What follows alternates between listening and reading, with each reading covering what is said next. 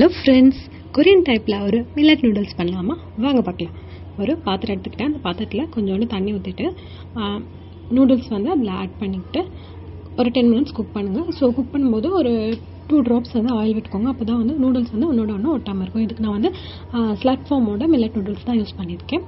இன்னொரு பாத்திரத்தில் என்ன பண்ணுறீங்கன்னா, பொடியாக நறுக்குன்னு பூண்டு எடுத்துக்கோங்க. அது கூட ஒரு 2 டீஸ்பூன் வந்துட்டு டொமேட்டோ கெச்சப் வந்து ஆட் பண்ணிக்கோங்க. ஆட் பண்ணிவிட்டு அதை நல்லா மிக்ஸ் பண்ணிக்கோங்க.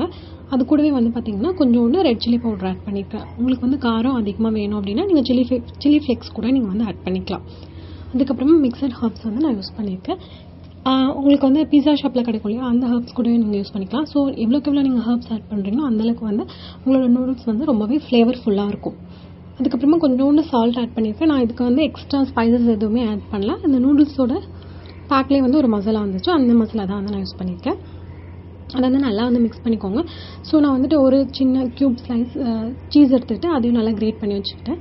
இப்போ என்ன பண்ணுறீங்க அப்படின்னா, கொஞ்சோண்டு இந்தியன் ஃப்ளேவர் வந்து அதில் ஃபியூஸ் பண்ணுறதுக்காக என்ன பண்ணியிருக்கேன்னா, கொஞ்சோண்டு ஆயில் விட்டுட்டு கருவேப்பிலை இருக்குல்ல, அதை நல்லா பொடியாக சாப் பண்ணிவிட்டு அதை நல்லா வந்துட்டு டீப் ஃப்ரை பண்ணி எடுத்துகிட்டு அதில் ஆட் பண்ணிவிட்டேன். ஆட் பண்ணதுக்கப்புறமா நூடுல்ஸ் போட்டுட்டு நல்லா மிக்ஸ் பண்ணிங்க அப்படின்னா ஒரு யம்மியான கொரியன் நூடுல்ஸ் வந்து ரெடியாக இருக்கும். இதை நீங்கள் சாப்பிட்டு பாருங்கள், அவ்வளோ சூப்பராக இருக்கும்.